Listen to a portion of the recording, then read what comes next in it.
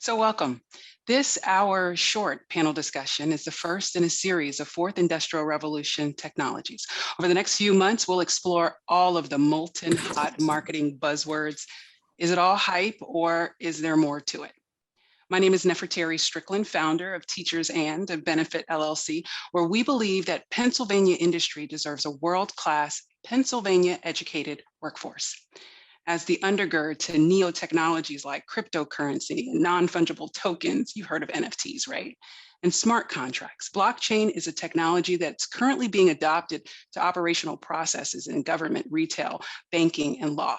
So here to help us understand is our panel. It consists of Karla Ballard, founder of YING, Kathy Lajoie Malik, program managing consultant, Suzanne Tedrick, author of Women of Color in Tech, and featured librarian James N. We refer to him as Jim. I'd like to share my screen so you can take a look at this graphic.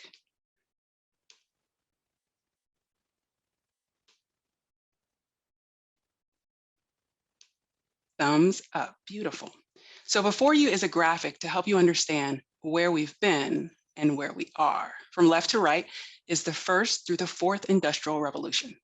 The first industrial revolution began around 1784. It's characterized by mechanization, water power, and steam power. The second industrial revolution began around 1870. It's characterized by mass production, the assembly line, and tricity. If you're not from the South, it's electricity, right? The third industrial revolution began around 1969. It's characterized by computing and automation. Now the fourth industrial revolution began sometime after the year 2000. If you're old enough and you remember Y2K, that's kind of your mark, your line in the sand. It involves cyber physical systems. Now, those words alone, I believe, can be confusing. Cyber physical systems, they're integrations of computation, networking, and physical processes. The fourth industrial revolution is characterized by the infrastructure that supports that integration of computation, networking, and physical processes, also known as cyber physical systems. These technologies are things like cloud computing, artificial intelligence, the Internet of Things, and our topic today, blockchain. So how important is it that we understand these technologies? If Emily would bring a survey up for us, we just want to know where you are with your familiarity. So there'll be a question, how familiar are you with blockchain technology? Are you a novice? Do you gauge yourself intermediate? Or what about those advanced individuals that may unmute their mic and share with us? Someone's advanced. 50-50. Okay, we're 50-50 for this group. So the second polling question, are we prepared for the fourth industrial revolution? This is a yes, no, maybe.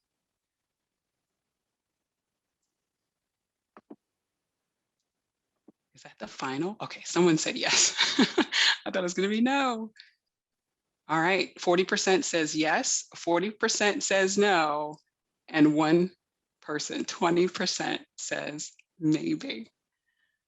That's amazing. All right, so I'm going to close that. So I want to start, not at the beginning, because that would be more than an hour, right? But we can go back to try to understand, again, where we've been and where we are, because we want to go forward into the future together. So helping us understand our past, Jim, panelist James N. the librarian at the Library Company of Philadelphia, where he's worked since 1983. He holds degrees from Oberlin, Yale, and Columbia. Jim has 3 long essays on printing and book publishing in America from 1680 to 1840. And he also co-authored Benjamin Franklin, Writer and Printer, and he serves on the board of the Rare Book School at the University of Virginia, where he teaches. Jim, thank you for joining us. Will you unmute your mic? Wonderful. So people here want to know about blockchain and future technology. So they need to be prepared. We're going to get a bit of a history lesson from you that I believe is going to be enlightening. It's going to lift their lid a little bit. And I know you're accompanied by some slides as well. Okay, shall I start? You shall. Can you hear me? Okay, good. Hi, everybody. I'm going back even before the first Industrial Revolution, even well before that, to the 1720s. What I've been hearing lately about cryptocurrency and blockchain technology reminds me of, in many ways, of the way paper money was introduced in the British colonies in the 1720s. There was a serious shortage of British coinage at the time, which was retarding economic development. The colonies were not authorized to mint coins, but some of them decided to attack this liquidity crisis by issuing their own paper money. It was not backed by silver, however, which was scarce and would not have been allowed anyway. Instead, the colonial paper money was backed by land. This stratagem allowed them to create an alternative currency that evaded British rules and regulations. Let me see how this worked in Pennsylvania. Let me explain how this worked in Pennsylvania. In 1723, the Assembly established a loan office where property owners could apply for loans with their land as collateral. The loans were in effect mortgages. They were paid out in paper money, which circulated throughout the local economy. The loan had to be repaid over 8 years with interest in the same paper money, which was then retired. The first issue was a huge success. Young Benjamin Franklin opened his printing office in 1728, just as the second issue was being considered, with much debate in the Assembly about how to protect the paper from depreciation and also how to ensure its security. Franklin became a strong advocate of paper money, partly because he believed it had made Pennsylvania prosperous, but also because he hoped to get the lucrative job of printing it. As part of his bid for the job, he proposed an ingenious anti-counterfeiting technology. Now I'd like to share my screen. Can I do that?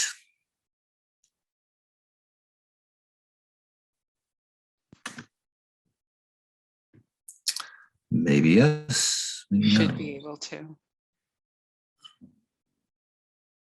If you need me to, I can try it too.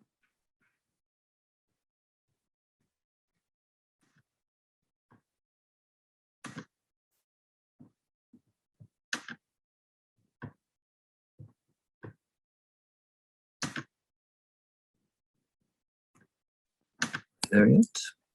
Does this work? Yes. All right, great. Yes. Okay. Franklin devised a way of printing images of leaves by pressing actual leaves into plaster of Paris to make a mold from which a type metal printing block could be cast. This discouraged counterfeiting simply because there was no way such an intricate image could be printed using ordinary woodcuts or copper plate engraving. It helped that no two leaves are quite alike, but the real point was that the image looked unlike anything any other printer was able to produce. He got the job. And he continued to print paper money for Pennsylvania as well as New Jersey and Delaware right up to the Revolution. It helped make this one of the most prosperous of the 13 colonies. Well, when war broke out, Franklin's successor firm was hired to print continental currency on a huge scale, using the very same leaf blocks. What you're seeing on your screen is a sheet of 8 different denominations of continental currency, undivided, never circulated, and printed on blue paper. This was meant to serve as a counterfeit detector, which merchants could use to verify that the money they were handling was okay. From the 1730s to the 1760s, there were occasional attempts to counterfeit the leaf blocks, but they were crude and easily detected. Franklin's leaf printing technology remained a secret. But during the Revolution, continental currency attracted much more skillful counterfeiters. Some of them, I believe, aided and funded by the British. The Library Company has the papers of John Dickinson, delegate to the Continental Congress from Delaware, and in them is a stash of paper money he identified as counterfeit. The only difference I can see between these bills and the genuine ones is in the spacing of the printed letters. The copies of the leaf blocks are perfect. So leaf print technology utterly failed as a counterfeit deterrent just when the patriots needed it the most. The bad guys cracked the code and the economy was flooded with counterfeit money. This was an important factor in the destruction of all public confidence in paper money and its catastrophic depreciation in value. In 1779, a Spanish gold dollar was trading for 8 paper dollars. By 1781, just 3 years later, well, really 2 years later, one gold dollar traded for 1,000 paper dollars, from 8 to 1,000. Currency speculators were ruined. the American economy was wrecked. We only won the war because the French came to the rescue with millions of dollars of loans in gold bullion, negotiated by none other than Benjamin Franklin. So I'll leave you with this question then. Could something like this happen with cryptocurrency? Thank you, Jim. So I want to do the right thing. Any of you all that have been with me in Venture Cafe before, you know I'm going to give the remaining panelists a proper introduction. But I'd like to have them answer Jim's question. Could something like this happen again? Suzanne, Karla, Kathy, will any of you unmic? Karla, do you want to share? Sure. And first of all, thank you for having me. I'm Karla Ballard, co-founder and CEO of a company called YING. And, you know, Jim, I really love how you took us back in history, because I do think that there is some purpose for us being able to look from where we've come. And in many cases, the question is a very important one. With quantum, which is a very fast type of computing and machine learning, there's always a way to unlock what blockchain has created in terms of hopefully, you know, security around not only redundancy, but also the ability to really make it super, super difficult to crack that hash and that code, where blockchain security around encryption and all of that has hopefully made it super hard to break through. But again, with quantum physics, sometimes, you know, you just never know. So it's one thing that we have in blockchain, a more hopefully secure base, but at the same time, with new ways of speeding up the types of things and cracking the code, you know, you never know. Suzanne, do you have any thoughts? Could it happen again? I agree with Karla's points exactly, and I do think that Jim's introduction is a cautionary tale. With every new innovation, there's always going to be something that comes later that outdoes the previous and can potentially disrupt entire ways of thinking, supply chains, you name it. We've seen it happen so many times, in the history of our technology. Thinking back on, email, we never thought that email was going to be the thing that replaced, regular mail. And now it's like, who sends an actual letter for anything? And the U.S. Postal Service is suffering as a consequence, because they always thought they were going to exist. And so the same thing is true with blockchain. It's a wonderful technology and it has a lot of potential, but we shouldn't go in with blinders thinking that with quantum, as Karla brought up, or other technologies, that this couldn't happen again. Thank you. And I absolutely agree. I have not dipped my toe into the blockchain ocean or sea, for those of you that get it, open sea. No, I haven't, but I'm thinking about minting an NFT, but we'll talk about that. So I do want to give those proper introductions. So you heard from Karla Ballard Williams. She's a founder of and CEO of YING.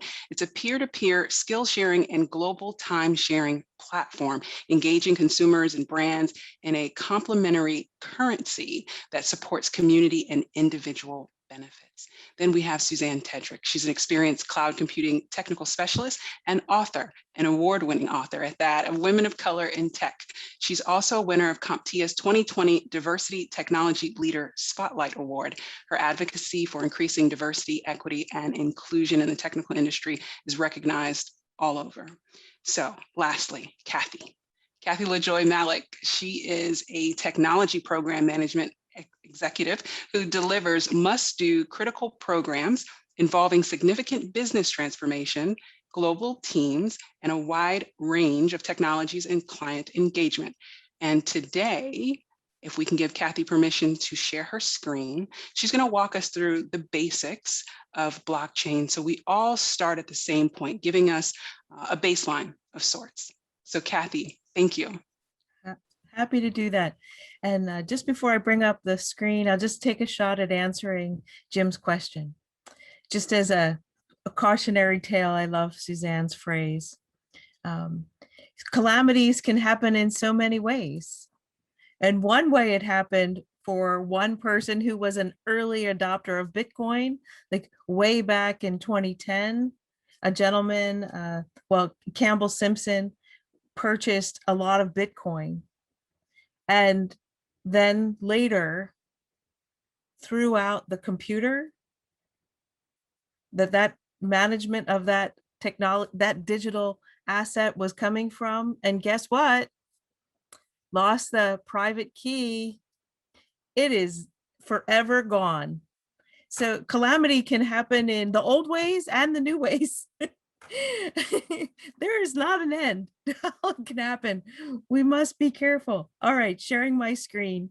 I'm happy to join this conversation today and just share a few things about Bitcoin.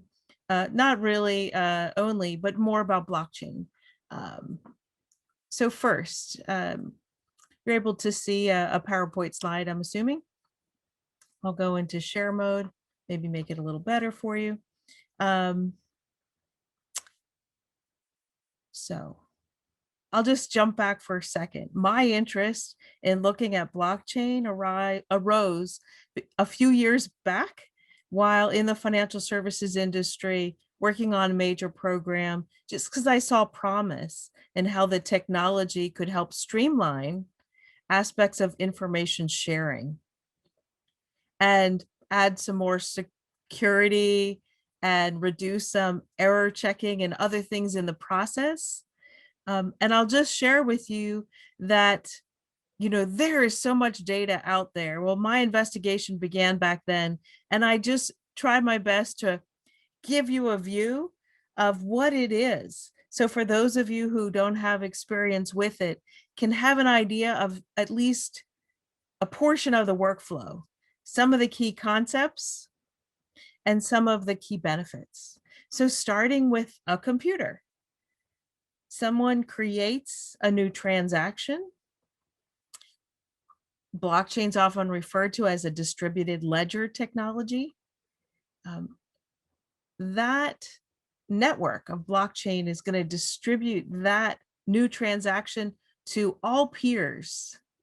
It's a peer-to-peer type network using these little yellow dots all around the world to symbolize a node, okay? So a blockchain system, it's a different kind of a database system, not a relational database system at all. It works on blocks. Now, what does a block have? It has sets of transactions, but only the ones that are verified. So mining nodes is a term you might have heard before. They verify and aggregate these transactions. And there's some competing activity in that space and a lot of variety. But the key thing is when those transactions are validated using computationally intensive processes, new transactions are added to a new block, which is published and broadcast out. So these nodes might track the whole blockchain or a light version. There's various options depending on the network that an individual can choose to how they track the whole blockchain. And the blockchain is this collection of blocks that has the history of all transactions. And what is a transaction, you might say? Well, it's really about expressing an interaction between parties or about an asset, as an example. We'll talk a little bit more about use cases in a minute, but a couple of other words you might have heard: smart contracts. Some blockchain networks allow auto execution of smart contracts, which is essentially a way to code terms of a contract that in some environments today are all taken care of by people or separate and thousands of processes. And of course, data is driving that. So just as a summary, blocks are linked via cryptographic hash functions that security component that Karla referred to earlier. It has some complicated cryptographic technology that really is somewhat tamper-proof, you could say, but simply because of the numbers of computations that it would take to try to solve for that cryptographic code that's providing that security. Immutability is a word you might have heard, and that ties to one of the benefits of blockchain, which ties to digital trust. And it really refers to being tamper resistant, but in reality, no entity can change a block without everyone in the network knowing. It's under certain circumstances, changes could occur, but it's not usual. And just, you might have seen this list of use cases. Neferteri highlighted some of them. Crypto assets are one. On the next page, we'll talk about some terminology. It's probably one of the drivers of the use of blockchain. And there's lots of other examples in financial services and fintech. Supply chain, you've probably heard about in terms of tracking the source of a particular component for be it a drug or be it something that you would consume yourself at a restaurant or at a particular establishment. Real estate, those are digital records in some organizations, but we're still converting from paper to digital. Some countries are pretty far along in this, actually. Different kinds of contracts, health records, digital identity, and digital passports, different language for a similar idea. Some view this as a very promising use case for blockchain in terms of providing more secure identity. Aid distribution connects to identity if someone can be verified. There's so many people in our world who don't have secure identity and are limited in their access to the aid they may need because of that. And there's other government services. Birth and death certificates are just one example. Voting is probably an example that we can think of where more digital trust is really relevant. Blockchain potential is huge, but there's also implications and risks. And certainly it appears that major transformation would be required for some industries. Lots of folks are engaged in this space now, and you could find examples of experiments from over the last few years when you decide you want to dig into the available materials. Just going to share the next page, which touches on crypto assets.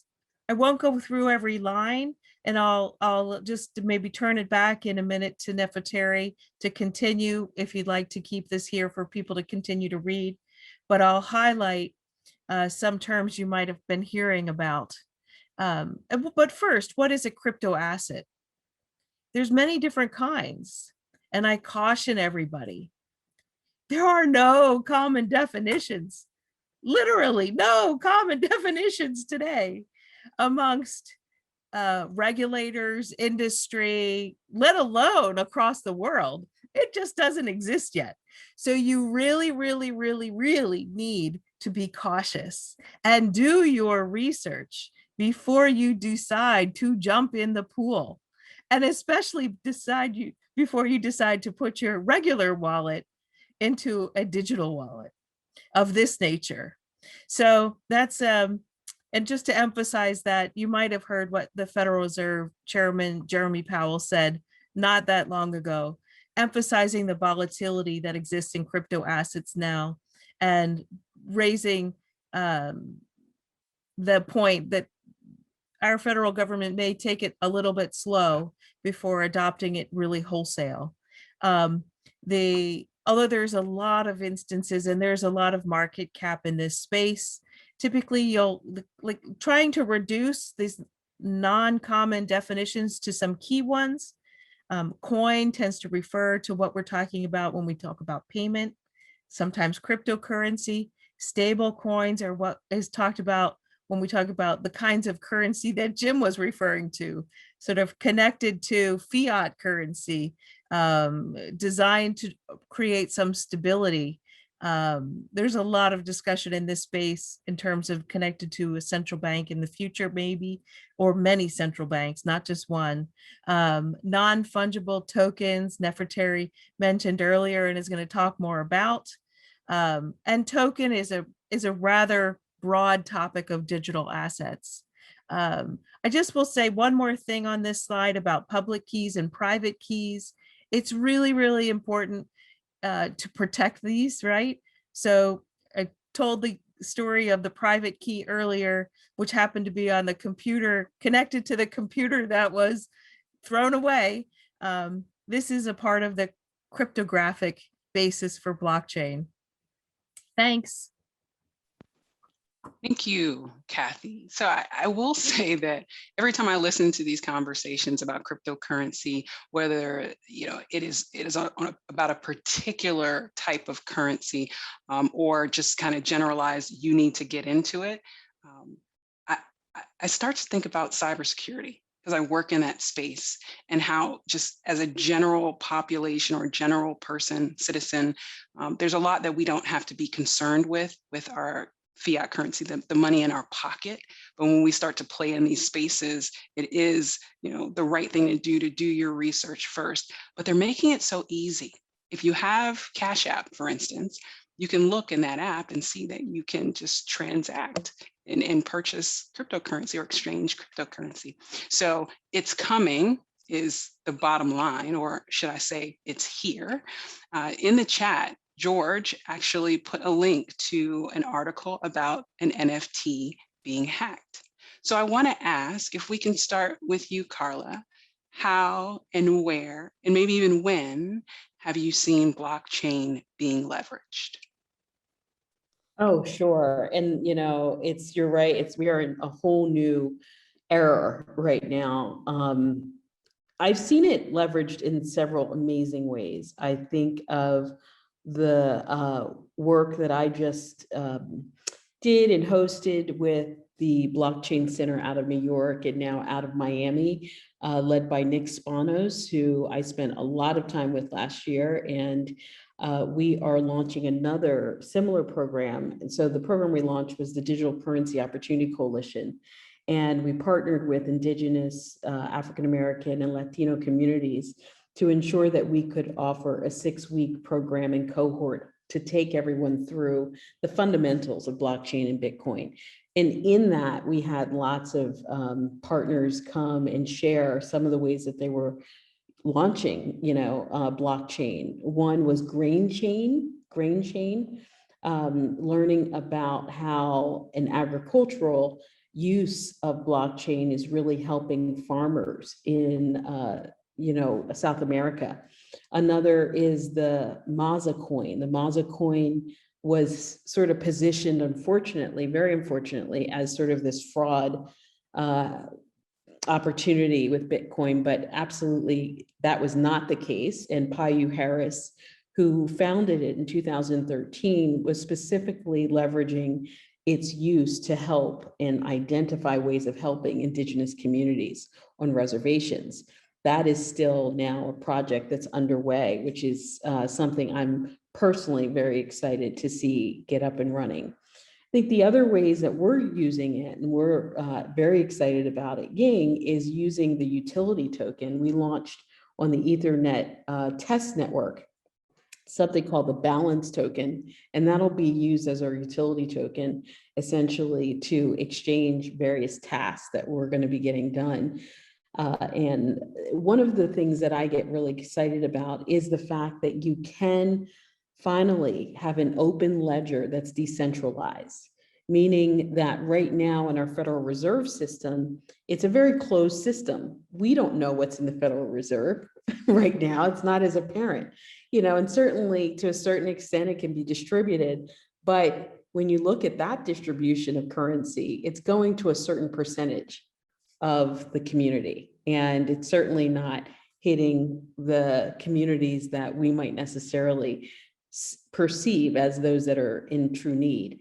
So I could go on, but those are one of the things that we're doing personally is helping projects that are not necessarily in the mainstream, being able to leverage the partnerships, relationships that I have within the blockchain community to bring it to communities that are often not at the table. Thank you, Karla. There's a question in the chat for you from Okay. Kay. Do you believe in sharing your technology open source? That's a really good question, you know, because I think open source is phenomenal to a certain degree. And we're in the fintech space. So because of that, we are working with people's personal financial information on the fiat currency side. So no, not when it comes to that. I think that there has to be, you know, there's permission-based blockchains like Symbiont. And Symbiont's a great partner. And there are open source, you know, tools that can be used for other things like agriculture or what have you. When it does come to finances, that becomes a different ballgame. Thank you for answering that. And just this morning, I was listening to a conversation on Clubhouse about the use of blockchain in the fashion industry. And it was Louis Vuitton, Prada, Cartier. They're all getting together and going to work to research how they can leverage blockchain for any counterfeiting, right? And so it seems like this technology is available to transform the way we transact, the way we barter. But is it only available to those who are traditionally underserved as a consumer?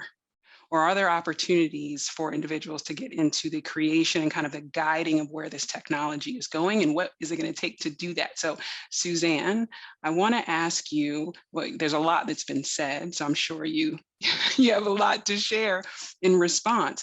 Where is there an opportunity and what can you share with us as far as advice of how more of us can be involved in guiding the technology as it evolves? Yeah, so I've primarily seen blockchain as it comes to financial services transactions, anytime where you're exchanging cryptocurrency. But I've also seen it, as you've talked about, Neferteri, in other areas.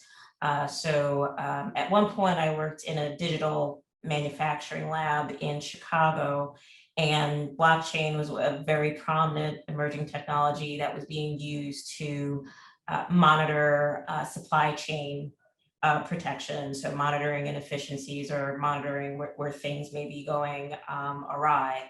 Also being used for IoT networks. A lot of people don't realize that a lot of these devices that we have transmit data more than you can possibly know, and like the terabytes and petabytes and so on and so forth.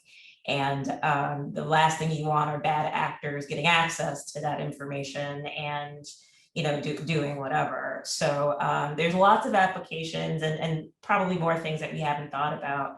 I think in terms of how do we I guess get this more mainstream or kind of influence where it's going. I do think education is a huge part of that, becoming aware that this particular emerging technology is going to perhaps become commonplace more sooner than we think it is, and kind of dispelling a lot of the the things around it. So making sure that people understand blockchain and Bitcoin are not the same thing. These are different concepts. So like making sure that they understand what blockchain is and what it isn't. Having these types of dialogues here. There's lots of different councils and associations that are helping to kind of guide what blockchain looks like for each particular industry. I know that there's a ton.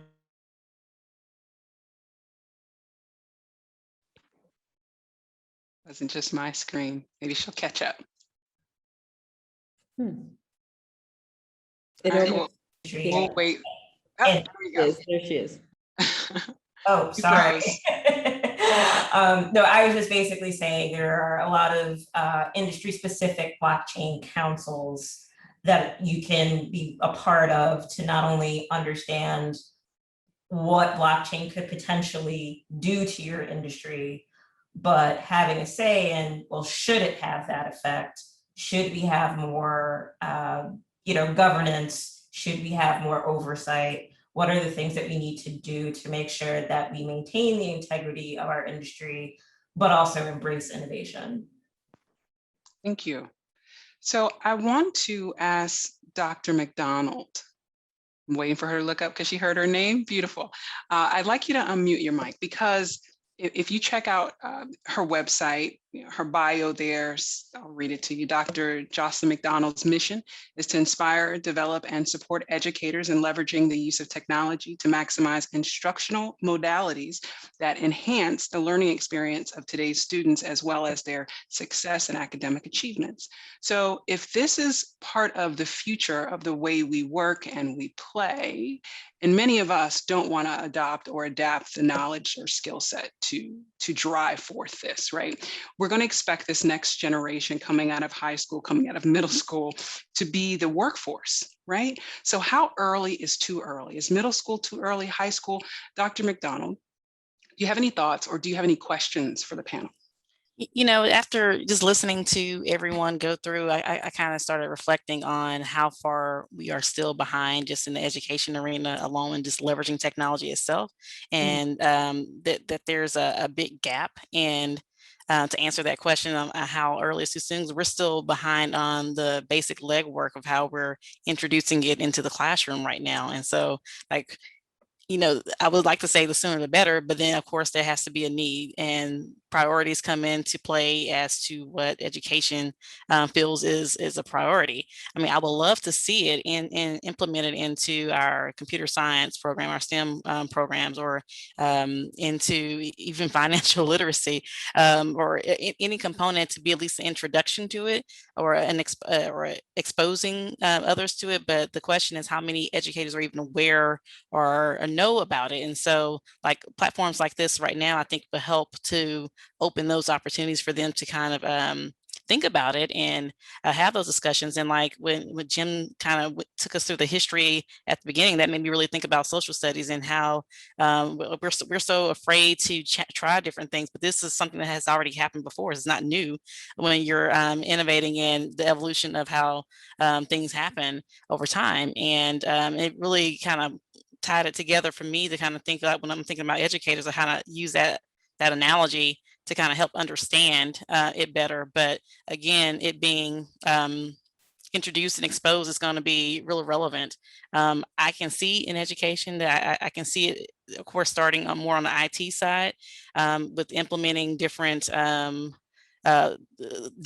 ledgers to kind of help promote the antiquated system of education and kind of make it more efficient with records and documentations and things of that nature, and then trickle in.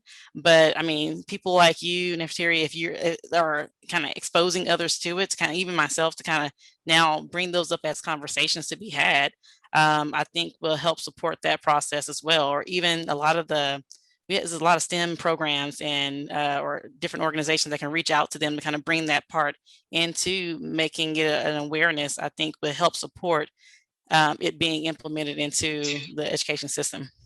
Thank you, Dr. McDonald. I'm going to use this as my platform right now, and I'm not going to emote, but I'm very, very glad that you saw what we were hoping to provide you with in terms of the intention and the purpose behind this conversation that may seemingly be separate, the history and the future. Again, I work in cybersecurity, and we've heard about quantum computing, right?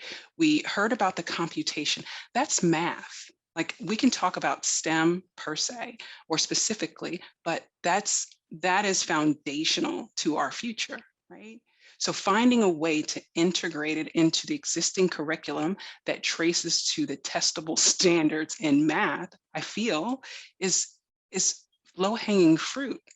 If blockchain is being used in different and impacting different industries, as Suzanne said, Suzanne, do you mind sharing some of the industries other than the computer industry, the technology industry, that's being impacted by blockchain technology or has a potential? Please share with us. Yeah, so just some of them that I mentioned. Manufacturing definitely is being impacted by blockchain in a major way to protect supply chains. Legal, professions are also being impacted. People are, devising legal documents, with blockchain in mind, so that everything stays, no one can touch this. This is my will. This is my trust, and I know that no one can have access to it. Real estate, people are buying houses, utilizing, blockchain. Any industry that requires some level of a transaction and trust, I think is a prime use case for blockchain. And I think we're only at the beginning with a lot of these industries. But you mentioned fashion, and I was like already? Wow. I know. Because it's real now. It is so real. Yeah. Yeah, I was just going to say that, it's really, there are different types of, blockchains as well. I think this is where people get somewhat confused. There's Ethereum, which is based on contracts, right? So when you're talking about some of these industries like real estate, where a contract is a part of the equation in terms of the transaction, that then is coupled with Ethereum, right? And, they're different. It's a beautiful slide, and I wish I had brought it, so I'm going to send it to you, Neferteri, but it's a beautiful slide that shows the ecosystem of blockchain. And this is important because you have your security side, you have your industry side, and then you have the new technologies. It breaks down even within the industry, the financial sector, the transportation sector, so on and so forth. But it really does help you to stand back and say, oh, wait a minute. Wow, there's way more adoption than what I realized. The other piece too, in 2015, I was living in Los Angeles and very engaged and involved with the bros, we the whole crew that kind of started this entire movement.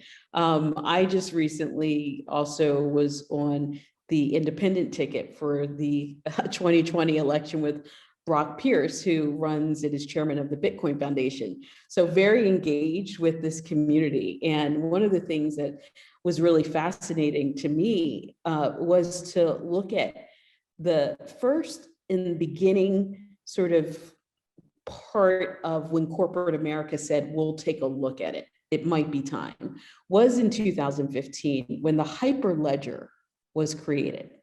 Now that was actually created as a way for, I would say, the old guard, the IBMs of the world, the JP Morgans of the world, right? To come and sit down and say, okay, well, let's study this thing that these young cats over here are doing, right? Let's take a look at it in a very conservative way. And I never will forget being in LA and happening to walk by someplace on, I think it was Santa Monica Boulevard, where I could see where the Hyperledger team was meeting. And I thought it was fascinating because that's when it really hit me as a former banker at MBNA America in Delaware. Wow. This is actually about ready to take off, because the fact that you're going to get Fortune 100 executives to sit at a table and to call something the Hyperledger to begin to explore it might mean it actually could get legs, right? And it certainly has. And so I would say from an educational, Dr. McDonald, I'm so happy that you have expressed interest in that way, because it's fundamental for our next generation to understand what's going to be, I believe, truly, how we redefine and reshape what currency looks like in the future. And if our children are not there right now, understanding it and understanding the cautionary tales as Jim said, then there's going to be another gap. And I call it the currency divide. I worked on the broadband adoption and, divide with Comcast and my telcos and cableco friends. And I started the BBOC, the Broadband Opportunity Coalition, with Mark Moriel and NAACP, LULAC, and all these wonderful organizations. But this is our next opportunity right here. right? And if we can't get our young people, and especially here in the Philadelphia area, to understand that, and that's why I'm so glad, Neferteri, that you're championing this, then we're going to have another gap on our hand. And we can get ahead of that, as best we can. And just yesterday, according to CoinDesk, Karla, DBS, JP Morgan, and Temasek, so that must be foreign bank, to create blockchain-based payments joint effort. There you go. So It's happening. It's happening. Right. It's And here. so when you referred to a group of people, and Jim, when he expressed the history of paper currency in the Commonwealth of Pennsylvania, I imagine that there wasn't a whole lot of diversity. There wasn't a whole lot of women part of kind of these conversations, these planning meetings, these executions. But we're here in a place when we can. And there are conversations in other domains that are happening about equity, about inclusion, and the value of that. So what's the cautionary tale moving forward if we aren't inclusive as we move ahead, if we are not inviting diversity, not just ethnic, but of thought to the table? Would anyone like to share what they think the cautionary tale will be? Where do we lose? Well, go ahead, Suzanne, please. Well, just speaking from the perspective of, building blockchain, networks for, different industries and communities, I feel like that's a further marginalization for people of color, that they're not participating and products are not necessarily being made with them in mind. And you've seen this happen in different ways and different, in different areas, but it's just going to be a further continuation of, marginalized folks not being able to participate fully in this economy, not being able to, find products and services that meet their particular needs. There's a term underbanked or non-banked, like people who just don't and it's usually people of color who don't have access to what people think are very basic, banking functions and, products. And I feel like if we continue down that track with blockchain and cryptocurrency, it's going to be the same thing over and over again. If we do get to a society where we're just almost completely dependent on blockchain, you have this big divide where the marginalized communities are still not being served in some way. Yeah, I was just going to say, that's a frightening day. I feel like broadband was one thing, and we saw it with the pandemic, that if you didn't have broadband in your home, that educational gap was going to expand. It's going to be the same thing with currency. That's what people don't realize. And it's not to scare everybody, but it's for us to take the wisdom from the past and to get on the train quickly. And so I think at this stage, it's about education, education, education, education, education. If it is that you do not know, I even have these now 6 recorded cohort videos that I've done in making sure that we go through the fundamentals so that people understand the fundamentals. And I did it within a group setting so that people could ask questions and have that peer-to-peer learning, which is way more rich than just one-on-one videos. And so I think that there's an opportunity right now I almost say, I want to give everyone just 6 months, get yourself educated, understand the fundamentals, whether you want to dismiss it or not, it's here. Whenever you have Visa and whenever you have MasterCard now making millions and millions and $1 million investments in blockchain and crypto, Right. It's coming. It's coming. Yeah, I agree with you, Karla and Suzanne. I think it was Fed Chair Powell recently indicated that, a vote in Congress would be needed for the Fed to take certain kinds of actions. That was sort of a heads up, I think, especially when you see the likes of PayPal, right, bringing the ability to integrate cryptocurrency into their payment methods and options. That's very, very broad, accessible, consumer focused. I really think, to your question, Neferteri, diversity at its broadest of terms is so important. And we think about the range of people, skills, interests, thoughts on governance, needs, protections, the risks that could happen, all the people it takes to make it successful. It really will be applicable, in my view, if it does take off as it appears to be involved in the range of ways that are necessary, including being an engaged citizen. I agree. And the business industry has conditioned me to ask, what's in it for me? And you should ask, what's in it for you?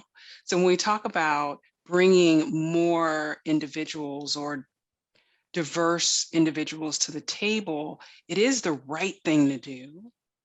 But it's also, when we start to face complex problems, since we have high technology that allows us to address them very quickly, very rapidly, right? In a distributed nature even, like, so we can address problems remotely if we have the Internet of Things, where we can deploy drones.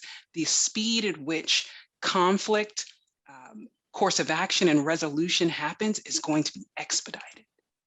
So having the right people approach the problem set is where I want to amplify in terms of a message. Giving more individuals a shot, a voice in how we move forward. And I'm so grateful that you all were able to spend time with us today. I want to give an opportunity for those who are with us to ask questions if you drop them in the chat or make comments. Keith wanted to share about a blockchain called Helium. Keith, if you would like to share what you've been doing, feel free to unmute your mic and do so. Oh, yes, Hello, hello, sir. everyone. So I stumbled upon the Helium blockchain just over a year ago, and after reading up on it, I thought about it for a while and was kind of like, okay, I'll dip my feet into this. They provide peer-to-peer, a long-range wireless network for devices to be able to communicate. Now, I'll give you two examples. One would be like, if you have a pet that has a GPS chip embedded under its skin, this type of network could help locate that pet. Or Walmart, they put locator tags in some of their pallets before they are shipped so that they know where their products are and whether or not it got there on time. I was a little hesitant to do this at first because the hotspot cost me $350. And here comes my little sunny boy. But after having this thing run for a year, about 3 weeks ago, I finally opened the app back up and looked at it again to see how many tokens this thing had actually gathered. And I was speechless is what I'll say, because for a device that cost $350 and burned about less than $50 worth of electricity that's just been sitting in my basement, I was surprised that this thing had earned almost $13,000 in just the course of a year. And I live in Reading, so there's not many here in Berks County where I live. So I'm like envious of people that live in Philadelphia and New York and San Antonio, where there are just hundreds and thousands of these devices that talk to one another, because the more data you can process, or the more nodes you can verify with your node, then you get paid for doing that. So this is, it's a new blockchain. It's only about 2 years old, but they've been growing like crazy and just spreading all over the planet right now. So I've been, pleasantly surprised at my exposure to this so far. That's awesome. I was going to say, Neferteri, just real quick. Thank you, Keith, for sharing that, because what you just did was to illustrate how there's a variation of ways people can make money and benefit. I mean, it's massive. And I'm so glad you shared that. Thank you. It is about how we can participate, right? And so I'd like to continue to explore this. I just dropped 2 links in the chat. So next Thursday, we'll be inviting Suzanne Tedrick back. Virtual read along is going to kick off for educators, women of color in tech. There's 10 chapters. If you have not read it, it's an amazing book. You can share it with a technologist or someone that wants to get into the industry, or even a young person that may want a future career in technology. I highly recommend it. And then on the 13th, we'll be looking at cell and gene therapy. Very similar to blockchain, there are those other technologies, cell and gene therapy, med tech, digital twin technology, fintech, we have all summer. So I hope, I hope that you will join us as we take a deeper dive. Karla, thank you. Kathy, I really, really appreciate you joining us once again. Suzanne, it's always a pleasure. Jim, thank you for helping us understand where we've been, and we can go forth together. Are there any closing thoughts anyone would like to share before we close out? So thank you to the Venture Cafe team, Emily, Angela. It's always great to work with you. We'll see you next time.